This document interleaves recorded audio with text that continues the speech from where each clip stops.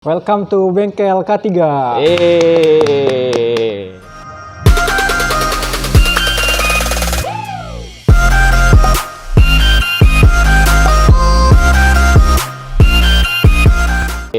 Bang, udah lama nih kita nggak ketemu. Iya, alhamdulillah. Udah berapa minggu kira-kira ya? Lama lah pokoknya. 3 minggu lebih kayaknya. Lebih kayaknya sih. 3 minggu ya. Lebih. Gimana bang kabar? Kabar sehat, alhamdulillah. Alhamdulillah ya. Kita ketemu lagi di apa nih? Hari Selasa. Selasa ya. Tanggal 7. Selasa tanggal 7 ya. 7 tanggal 7 ya? Maret ya, betul. 2023. Oke. Bang, seperti biasa kan Bengkel K3 tuh ngebahas hal-hal yang viral. Hal-hal yang viral. Tapi nggak sekedar Isu terkini ya. Iya, tapi nggak sekedar ngikutin yang viral-viral aja nih teman-teman. Oke. Tapi kita juga belajar. Ya. Gitu. Nah, kemarin kan sempat ngikutin nggak bang? Ada isu kebakaran. Bakaran ya. Yang Yang di mana nih? Pelumpang tuh kan Oh iya, oke. lagi rame Oh, banget gede tuh. banget ya. Benar-benar. Apinya besar banget betul. Itu kan cukup rame banyak banget tuh diomongin sama orang-orang ya. Sosmed, semua sosial media lah. Hampir semua orang ngomong. Karena emang videonya ini Iya. sih ya, apa namanya? Serem Gara-gara video juga ya. larian gitu ya. Iya, Ya, gitu bener, tuh. Viral bener-bener. Jadi pada takut ya. Terus seperti biasa bang, Apa tuh? saya kan orangnya kepo. Oh, oke. Pengen banyak nanya nih, apalagi urusan K3. Oke. Iya, iya. Dari sudut pandang Bang Faujan nih, Iya.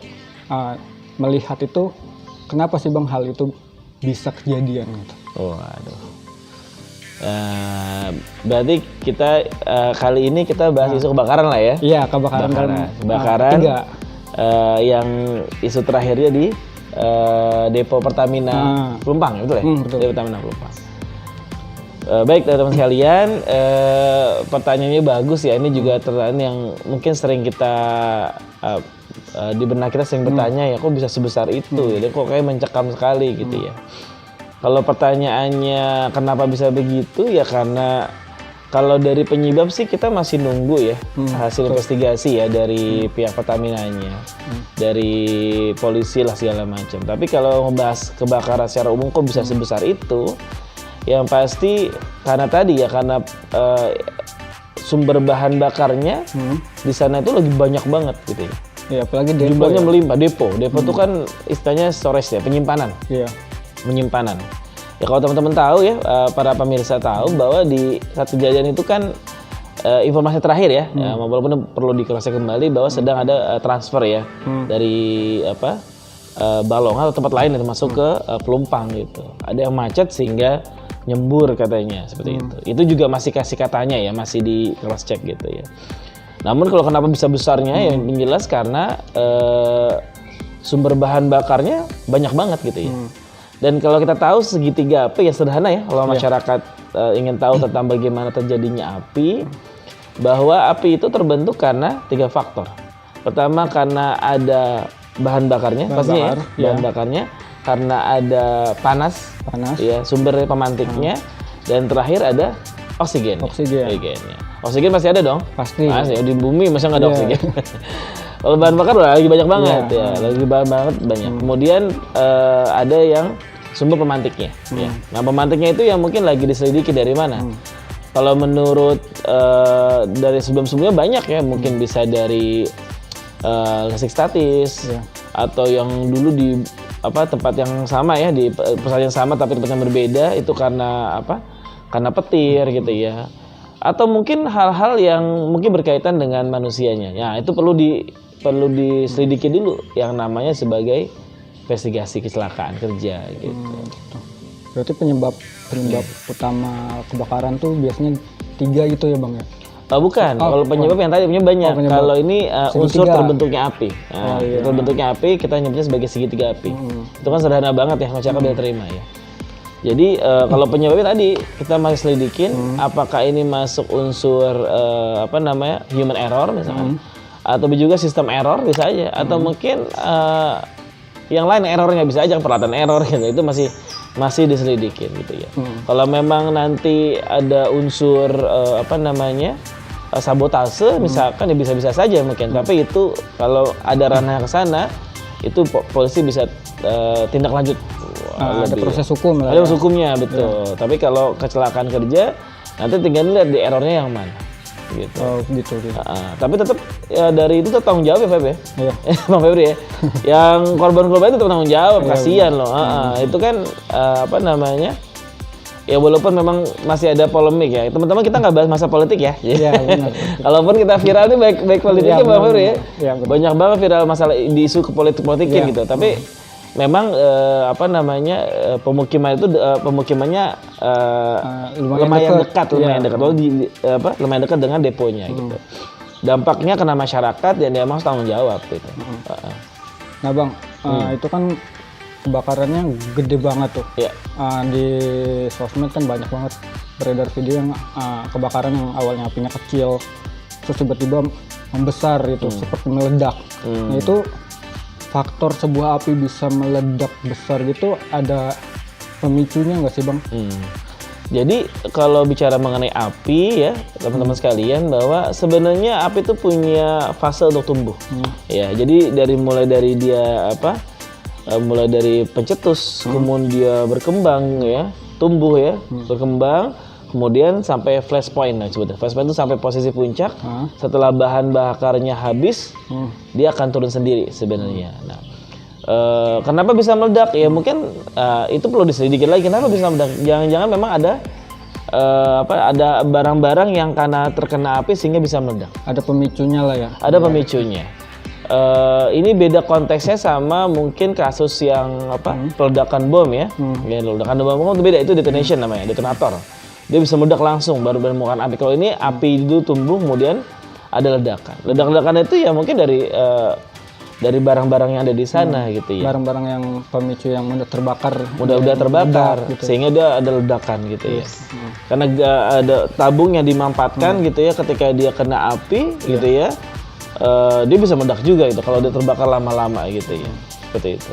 Nah Bang, saya sempat bingung juga nih kan kebetulan ngelihat yang lagi viral tuh kemarin kebakarannya di Pertamina. Iya. Nah kalau di gedung sama di rumah itu ada bedanya nggak sih penanganan kebakarannya?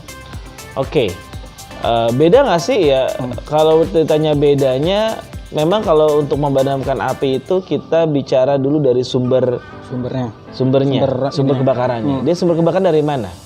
Nah, dengan sumbernya berbeda, berarti cara penanganannya akan mungkin sedikit juga, berbeda. Nggak banyak juga, sedikit berbeda. Misalkan kayak di Pertamina karena ada bahan bakarnya cair, kebanyakan atau gas, berarti yang kita butuhkan adalah selain air ada foam namanya, busa kimia. Jadi disemprotkan itu lebih cepat padam. Ya. Berbeda kalau mungkin di rumah gitu ya, atau mungkin dari gedung ya. Kalau gedung kebanyakan mungkin bukan dari bahan bakar minyak yang banyak sumber terbakarnya. Mungkin dari kayu, kertas gitu ya. Kain juga biasanya. Kain yang ada di sana, furnitur ya. Kalau gedung kan furnitur itu banyak banget ya. Mungkin pencetusnya bisa saja sih dari kompor gas misalnya. Tapi setelah itu dia berkembang dengan membakar barang-barang yang kelasnya bukan dari bahan bakar ya gitu. Kita menyebutnya bahan bakar mudah terbakar tapi bukan logam gitu ya, kelas A. Nah itu bisa pakai air dia bisa pakai disemprot gitu ya. Tidak pakai foam ya, beda penanganannya. Nah kalau di rumah kira-kira apa ya? Kira-kira sumber bahan bakarnya? Kalau di rumah Kompor paling ya? Iya paling sih kompor gas biasanya. Kompor gas ya ada yang masaknya kurang pas gitu sehingga dia rilis sehingga ada yang ngerokok di sana atau pemantik di sana ya, main api di sana sehingga terjadi kebakaran. Kalau dia bahan bakarnya dari kompor gas ya berarti dia bisa juga menggunakan sama kayak gedung ya. Jadi pemicunya dari kompor gas kemudian membakar rumah tersebut sehingga berdampak luas pada rumahnya, PKR bisa gitu. Tapi kalau nanti sumber terbakarnya mungkin berasal dari listrik itu beda lagi.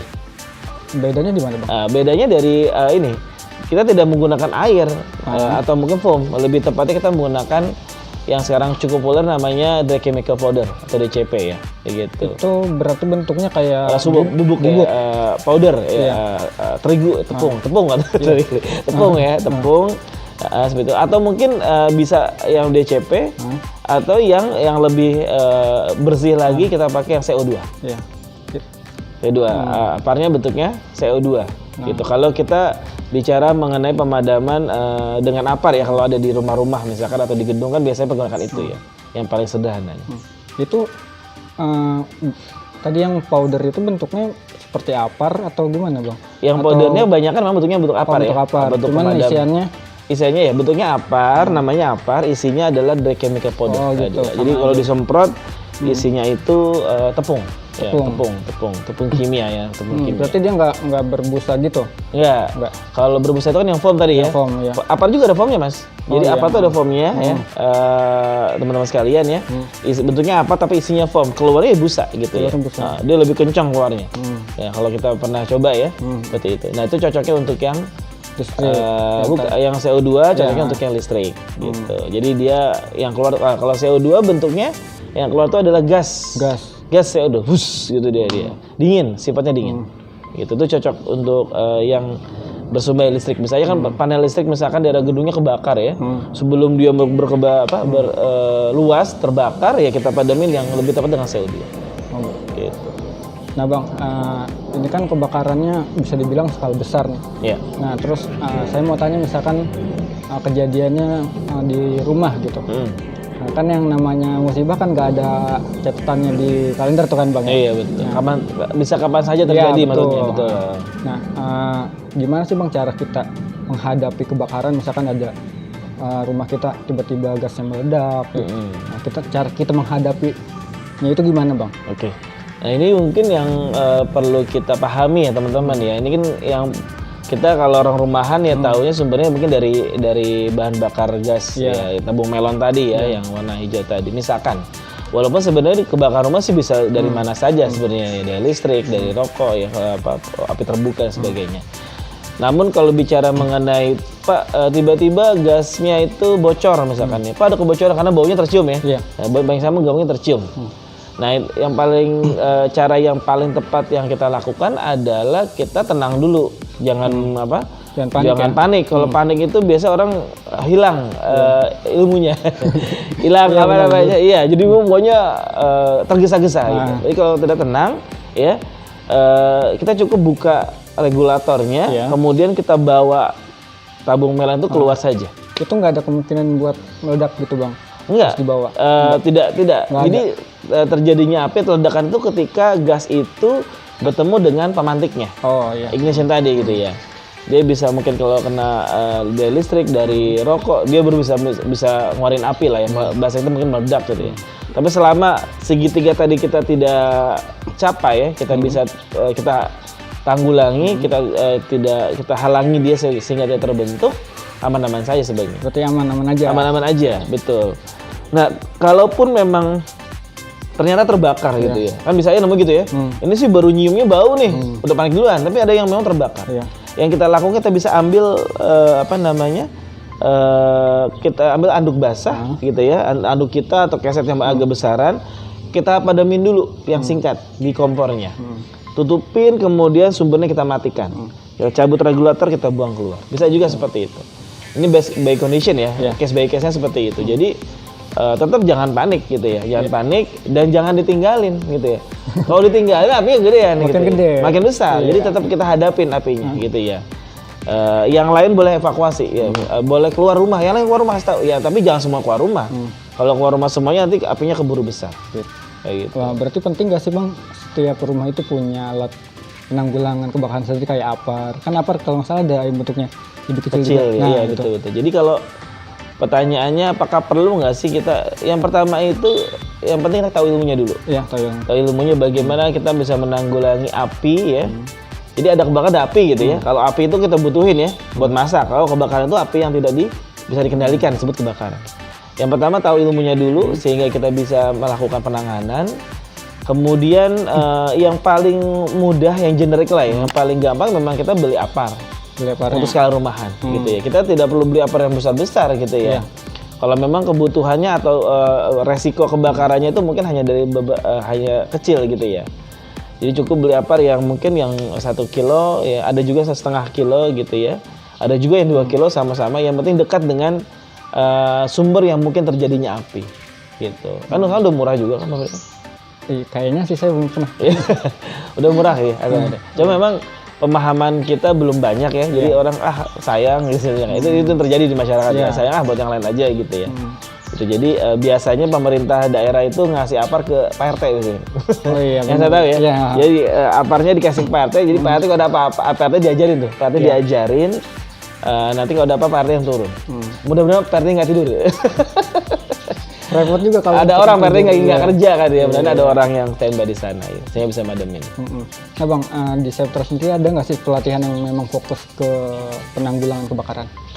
Kalau di Septra ya emang ada ya. Kita kan memang fokusnya di ERP ya, emergency response ya. Salah satunya adalah di kebakaran. Jadi kebakaran kita punya banyak jenis kursnya ya. Ada yang dari Kementerian Tenaga Kerja ya, kelas D, kelas C, kelas B sama A misalkan, atau yang mungkin dari BNSP, Facility Manager ya. Kita ada juga Fire Officer ya, Fireman 1, Fireman 2. Nah itu semua yang yang kita sediakan untuk membantu masyarakat nih gitu ya. Bagaimana cara akhirnya bisa, utamanya sih mengurangi ya, mencegah terjadi kebakaran.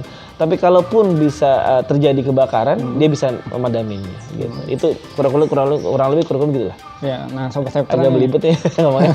Sobat Septra, jadi kalau misalkan teman-teman bengkel K3 mau belajar soal penanggulangan kebakaran, tadi bisa langsung aja dikontak nih. Apa materi pembahasan tadi udah dijelasin sama Bang Ojan gitu. Langsung kontak aja di bawah. Oh ada ya. Nanti ada ya tulisannya. Ada nanti jalan. Lagi jalan. Sesuai request sih Pak sebenarnya. Oh gitu ya, ada ya. Nah Bang, terakhir Bang. Oke. Tips nih Bang, cara kita biar rumah lah, kita bicara rumah lagi. Menciptakan rumah yang aman agar minim terjadinya kebakaran gitu, gimana sih Bang? Di dalam sudut pandang K3 misalnya. Iya, jadi Bapak Ibu sekalian, teman-teman pemirsa, ini adalah yang sering ditanyakan juga ya, bagaimana sih kita menciptakan rumah yang aman ya, tanpa ada kebakaran yang terjadi gitu ya. Jadi resiko kebakaran itu pasti ada ya, selama kita menggunakan api sebagai sebagai sumber kita untuk memasak misalnya, yang paling gampang gitu ya. Resiko kebakaran itu ada. Ya, yang paling oke misalkan ya kita rubah sebenarnya dari api itu jadi energi yang lain. Misalkan bahwa kita tidak perlu api terbuka. Api terbuka maksudnya api yang nyala-nyala kelihatan gitu. Ganti aja kompor dengan kompor listrik misalkan. Itu lebih aman walaupun tetap aja resiko kebakaran. Tapi kalaupun tidak, kan nggak semua orang bisa ya beli kompor listrik ya. Apalagi harganya juga lumayan. Harganya mahal, dan juga kayaknya kalau masak rendang nggak bisa ya. Kompornya gede, wajannya gede kayaknya sih. Koreksi kalau salah ya, bisa aja. Saya juga belum pernah masak rendang sih pakai kompor listrik ya. Tapi kalaupun dengan yang ada sekarang gitu ya, dengan kompor yang konvensional, biasa, yang perlu kita pahami itu pertama adalah bahwa kita harus pastikan ketika masang regulator benar. Ya. Memang sengaja dari Pertamina itu memberikan bau ya. Aslinya tidak berbau ya. Kenapa itu? Kok dikasih bau? Iya, itu untuk sensitivitas. Iya, jadi ada baunya biar masyarakat tahu bahwa memang ada kebocoran.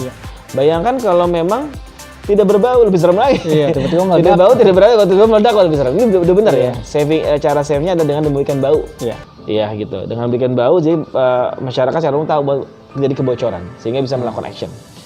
Jadi pastikan dulu masangnya regulator, baik lagi ya, masangnya regulator dengan benar. Kemudian kita terus periksa ya, kalau masak apakah ada tanda-tanda kebocoran. Nah itu. Yang kedua, ilmunya pahamin ya, bahwa dalam kasus kebakaran karena kompor gas misalkan ya, seperti itu, berarti semua atributnya disiapin. Misalkan kita kayak ada anduk yang sengaja memang kita taruh di dekat dapur kita misalkan, yang gampang juga dikasih air sehingga bisa madamin secara langsung ya. Atau yang paling keren lagi pakai apar. Kalau ada pakai apar, taruh dekat dapur yang mudah dijangkau tentunya. Sehingga kalau terjadi mau apinya tidak bisa dikendalikan, bisa kita semprot. Itu lebih cepat. Kemudian masak susah ya, namanya warga masa nggak masak sih, masa beli mulu repot juga. Anggarannya gede nih kalau beli mulu ya di warung ya. Jadi kalau masak tetap ada resikonya. Paling sumber-sumber yang lain kebakaran, misalkan kalau dari rokok ya. Rokok tuh ada koreknya gitu ya. Rokoknya bagaimana ceritanya kalau ngerokok kalau bisa di tempat yang jauh ya, jauh dari anak-anak, jauh dari rumah. Jadi jangan dalam rumah misalkan. Ya, kalaupun dia memang kan ada orang yang rumah-rumah saya begitu diatur-atur ya. Pastikan ketika buang puntung rokoknya sudah padam semuanya, baru ditinggalkan ya. Itu juga kadang sering jadi tips ya. Kalau ya gimana rumah dia kan, ya udah buang puntung rokoknya, pastikan mati baru kita keluar. Jadi nggak ditinggalkan. Kemudian kalau listrik sebenarnya kita ada ini ya, ada MCB ya. Jadi kalau dia kalau dia berlebih dia akan turun gitu ya. Kalau ada konslet dia akan turun misalnya gitu. Yang mungkin lagi ya, anak-anak main api juga mungkin ya. Anak-anak sekarang, bukan anak sekarang, dari dulu juga sama zaman kita kecil ya. Suka ya main-main api. Kalau bisa jangan dalam rumah ya. Ya karena itu juga kadang anak kan kalau di psikologi anak itu butuh eksperimen gitu. Dia pengen tahu jadi apa sih kalau dibakar gitu ya. Ya diawasi cara kalau dia main api, main kembang api misalkan, petasan kan ya. Petasan. Jauh dari rumah lah ya. Jadi amankan area rumah kita nih, karena tadi konteksnya adalah rumah ya. Iya, rumah. Dari api atau panas dan sebagainya, sehingga rumahnya tetap berdiri tidak kebakaran. Jadi tipsnya itu Bang ya? Ya, itu tipsnya ya. Jadi itu Tetap belajar ya Mas Febri ya. Iya. Harus tetap kalau belajar tenang jadinya gitu ya. Iya. Kuncinya ya tetap ada ilmunya, mau belajar. Ada yang mau belajar. Iya gitu. Nah, itu tadi tipsnya teman-teman. Lumayan panjang juga ya, tapi cukuplah berguna buat mencegah atau menciptakan rumah yang aman dari kebakaran. Aman dari kebakaran. Gitu. Nah, Kan kalau kebakar kan nanti repot juga. duit lagi. Iya, uang juga ujung-ujungnya. Ngeluarin duit lagi kan repot Iya. ya. Kita kan buat kita juga ya. Jadi menambah kesejahteraan masyarakat gitu. Uangnya buat yang lain aja ya. Iya. Bisa buat yang lain. Tenang aja. Bisa buat pelatihan. Ya, bisa buat beli makanan ya apa? Daripada buat ganti rumah kebakar kan, Pak. Itu sayang. Ya, oke. Makanya cukup nih Bang. Coba aja ya. Oke. Kita udah ketemu lama tapi ngobrolnya sebentar. Oh, ya, enggak apa-apa. Apa-apa nanti kita ketemu di minggu-minggu berikutnya ya. Boleh. Nanti Siap, Bang. kita cari tema-tema yang bermanfaat buat masyarakat tentunya ya. Dari sudut pandang K3 tentunya. Nah, buat teman-teman yang mau atau ada pertanyaan seputar K3 boleh nih langsung komen aja di kolom komentar di bawah. Nanti ada pembahasan yang menarik bakal kita bahas sama Bang Ojan. Boleh. Pertanyaan boleh nggak sih? Boleh. Pertanyaan boleh. Pertanyaan seputar K3. Nah, masukin nanti kita jawab di video ini. Nah, kita jawab di video ya. Pasti Oke. tapinya yang menarik juga, Bang. Oh iya, tapi menarik ya. Jangan curhat juga tapi. Oh, jangan curhat ya. Curhat nggak bakal kita jawab. Oke. Nah, sampai ketemu di video berikutnya. Dadah.